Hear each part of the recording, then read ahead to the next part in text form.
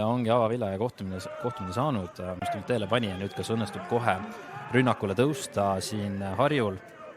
Pall tuleb kasti ka, jõuab omadeni, natuke segadust on, võimalus lüüa ka kastis ja löök blokeeritakse, apelleeritakse käele, aga Harju rünnak jätkub ja kohe väga hea.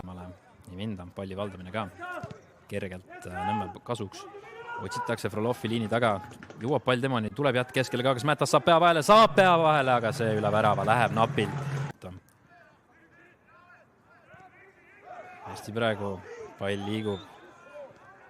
Võimalik rünnakule liikuda ka, on võimalik peale lüüa ja Pürg tõrjub seal. Aga praegu väga hea rünnak Harju. Järve saab tõusta. Rudenko pikalt saab tõusta. Õnnestub löögile minna ka, tuleb Rudenkol võimalus lüüa ja 1-0 ja Harju asub seda kohtumist juhtima. Värav autolt number 23 Danil Rudenko ja super rünnak praegu üle. Kõik võimalik suluseis ka veel siin. Nii. Rudenko tuleb. Sinema keskväljale seal. Kriis annab talle veel söödu. No selle nurga alt raske aru saada. Ja on värav loeb ja mängu seis 1-0. No nüüd pigem jah, on siin Harju hästi tulnud toime. Siis Nõmme siis tagant välja mängimisega ja hea surve neil seal peal on. Võidetakse keskväljal pall tagasi ja nüüd selle töö eest ka tasuks 1-0 värav ja Rudenko selle meisterlikult. Rudenko suurepäraselt kaitses sekkus ka, kui siin on võimalik veel peale lüüa, seal blokeering Harju poolt, aga Nõmme rünnak jätkub. Pall uuesti kasti, seal Harju mehed kõige kõrgemal, tuleb kaugelt löök. Ei midagi veel, tuleb veel üks löök Mätaselt ja seal Nõmme teine nurgalöök, kasti tuleb. Seal Harju meestel pead kõige kõrgemal, Ovusul võimalik lüüa ka, tuleb meeste vahelt läbi, aga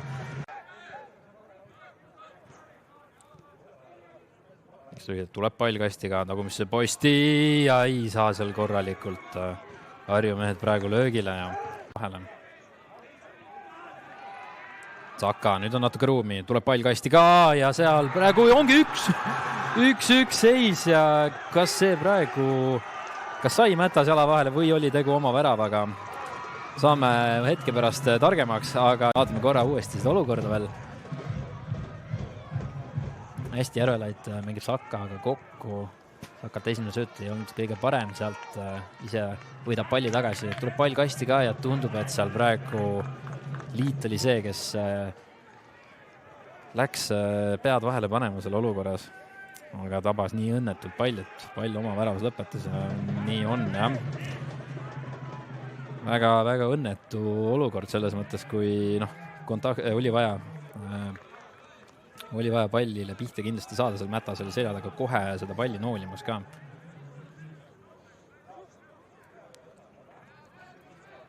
Ja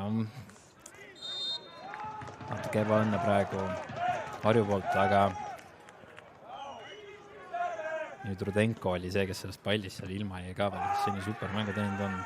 Ja no sedavõrd õnnetult tõesti pole ammu näinud, et keegi palli tabaks.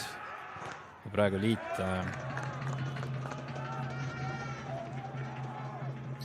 nüüd on vaja maha raputada ja mänguga jätkata. Mänguda on veel küll ja veel. Natuke on ruumi paremal äärel, tuleb pall kasti ka. Mätas seda noolimas on, Ovusu kasti taga. Ei midagi. Ja nüüd on võimalik veel lüüa seal ja Järvelaid saadab selle palli orbiidile. Ei tabanud mees kõige paremini. Saka kahe mängija vastu. Ikka Saka hästi praegu konksutab ära, seal tuleb tõsta kasti ka, aga seal praegu teisel korrusel Harju mehed esimesena jaol. Frolov kaugelt peale, aga see mööda läheb. Korrad pigem on Harju kõige hästi saanud hakkama nende surnud palli olukordadega. Ja nüüd mõistame, et pall jääb. Läänelaid saab lüüa ka, aga see löök läheb mööda õnnega pooleks. Pall üldse temani jõudis, tundus, et seal Kartau esimesena vahel oli, Reima. Nüüd jääb Nõmme omakorda kõrgelt peale. Oi, kena liigutus praegu Kriisilt siin. Oostenbrink, vaatame korrale Kriis, väga kena liigutusega seal. Pigem Nõmme palli rohkem vallanud on. Tuleb pall tagumisse, kõrge pall tagumisse, posti tahab latti ka veel.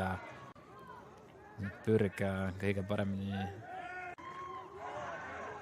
Tuleb pikem pall kasti. Seal on Harjumeestel esimesena peavahel, kus õnnestub lüüa ka ja tuleb värav ära. Ja Kriis viib 87. minutil Harju seda kohtumist juhtima ja suurepäraselt lahendab selle olukorra ja kõva töövõit. Kriis kõvasti on täna platsil. Vaatame veel seda olukorda. Tuleb pikk out seal. Liit oli see, kes esimesena jätkata sai ja üle puusa sealt meeste vahelt Kriis esimene pallini jõuab ja palli seejärel võrku lööb. Seal natuke nukralt ka Murishige ja Chandal vahel pall põrkas ka ja oli Kriis valmis selleks. Õunapuu ei olnud ka tema juures liiga lähedal.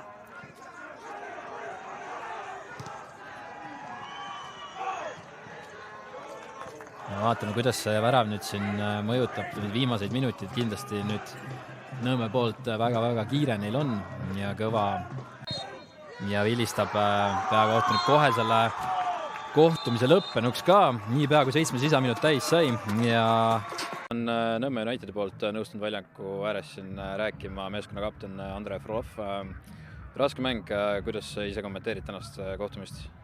Ma arvan, et pealtvaatajatele päris mõnus lahing, et oli hästi palju võitlust, väga hea tempoga mäng, ma arvan, ja oli palju, mida vaadata. Et meie poolt, ma arvan, esimesed võib-olla 5-10 minutit olime natukene, jäime pehmeks, ei olnud kuidagi nii hästi valmis, aga pärast seda suures plaanis, ma arvan, me kontrollisime suuresti seda mängu, et võib-olla pärast seda Harju väravat otsime natuke liiga kiirustatud lahendusi, et mängida oli veel, ma arvan, see on mingi 20 minti või praegu või.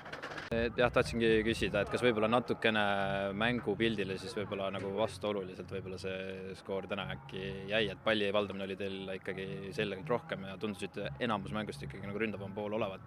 Jaa, kindlasti jah, et mida Harjul oli võib-olla rohkem, oli seda karjumist ja lõugamist üle väljaku, et seda emotsiooni võib-olla neil oli rohkem, aga ma arvan jah, et teine poolaeg väga ei tule praegu mette, et paar niisugust kontrarünnakut võib-olla oli, kus me ise eksisime, et ise nad, ma arvan, midagi väga ei loonud, et jah, ja pika audi pealt peame peeglisse vaatama, nii lihtsalt ei saa meest kastis jätta ja palli peab ründama seal, et jäime pehmeks ja karistati ära.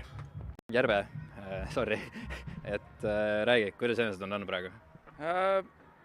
Üldplaanis ikkagi head tunded, et veidi on nagu siuke tunne, et mängupilt ei olnud muidugi kõige parem, aga ma arvan, et meil oli mentaalselt see väga oluline praegu.